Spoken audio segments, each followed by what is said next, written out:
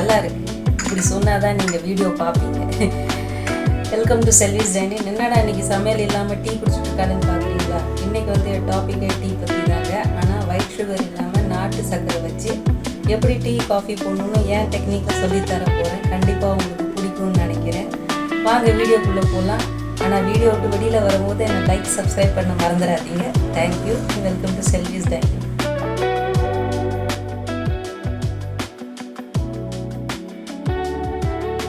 எப்பயுமே டீ வந்து ஃப்ரெஷ்ஷு பால் தாங்க போடணும். நான் இப்போ பால் கொதிக்க வச்சுட்டேன். இப்போ வந்து 2 பேருக்கு டீ போட்டுட்ருக்குறேன். அதனால நான் வந்து சர்க்கரை வந்து நாட்டு சர்க்கரை 3.5 ஸ்பூன் எடுக்கிறேன். இந்த ஸ்பூனால் 3 ஸ்பூன் போடுறேன்.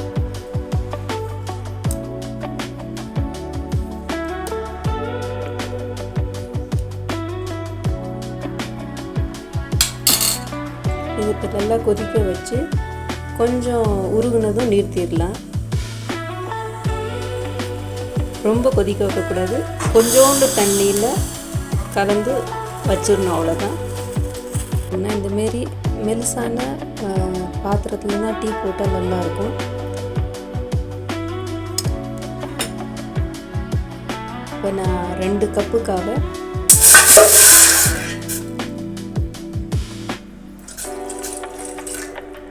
கொஞ்சம் தண்ணி போடுறேன்.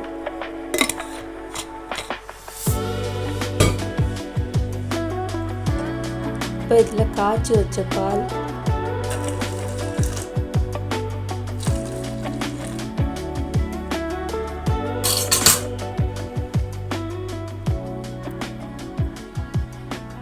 டீ வந்து ரொம்ப பாலாக இருந்தால் நல்லா இருக்காது. அதனால் கொஞ்சம் தண்ணி இருக்கிற மாரி நான் அளவோடு போட்டிருக்கிறேன். கொஞ்சம் இடித்த இஞ்சி போடுறேன். இப்போ வந்து டீ தூள் வந்து மாறும். நான் வந்து பொதுவாக தாஜ்மஹல் இல்லைன்னா எல்லோ லேபிள் வாங்குவேன். நான் இப்போ வந்து தாஜ்மஹல் டீயில் போட்டுட்ருக்குறேன். அதனால் நான் ஒரு 2 முழு ஸ்பூன் போடுறேன்.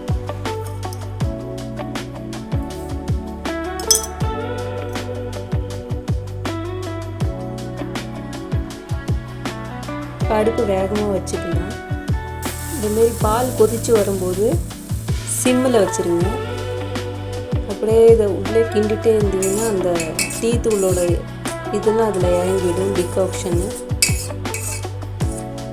ஒரு 5 நிமிஷம் சிம்மில் இருக்கட்டும். இப்போ பார்த்தீங்கன்னா 5 நிமிஷத்தில் நல்லா கலர் இறங்கிடுச்சு. இப்படி பொங்கி வரும்போது இந்த டிகாக்ஷன், நாட்டு சர்க்கரை டிகாக்ஷன் இதில் மேலேருந்து அப்படியே ஊற்றிடுங்க. இதுக்கு மேலே ஒரு கொதியில் இறக்கிடலாம். அதுக்கு மேலே கொதிக்க வைக்கக்கூடாது.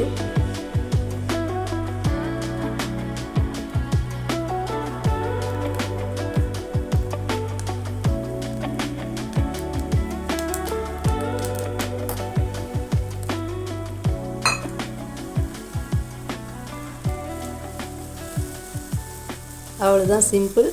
அடுப்பை நிறுத்தினா ஆயிடுச்சு.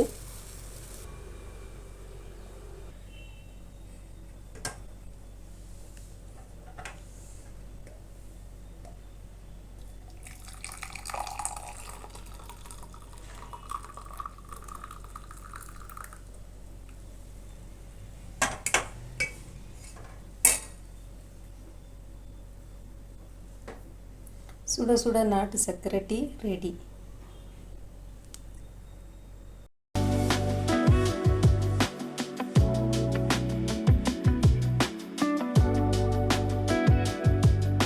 இப்போ காஃபிக்கு வந்து கொஞ்சோண்டு தண்ணி ஊற்றினா போதும். எனக்கு காஃபி வந்து திக்காக இருந்தால் தான் நல்லாயிருக்கும். நல்லா கொதி வந்துருச்சு. இப்போ நான் வந்து 2 பேருக்காக 3.5 ஸ்பூன் தான் போடுறேன்.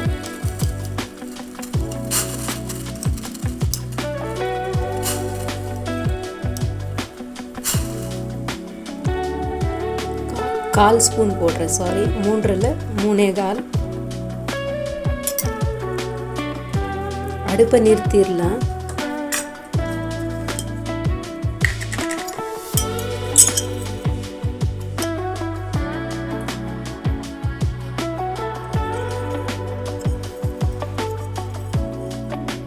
கரெக்டாக ஒரு 1.5 ஸ்பூன் நெஸ்கஃபே யூஸ் பண்ணுறேன், சன்ரைஸ். போட்ட உடனே இதை மூடி வச்சுருங்க. பால் கொதிச்சிருச்சு, நிறுத்திட்டேன். இப்போ அந்த மூடி வச்ச டிகாக்ஷனில் பால் நம்மளுக்கு எவ்வளோ அளவு வேணுமோ சேர்க்கலாம்.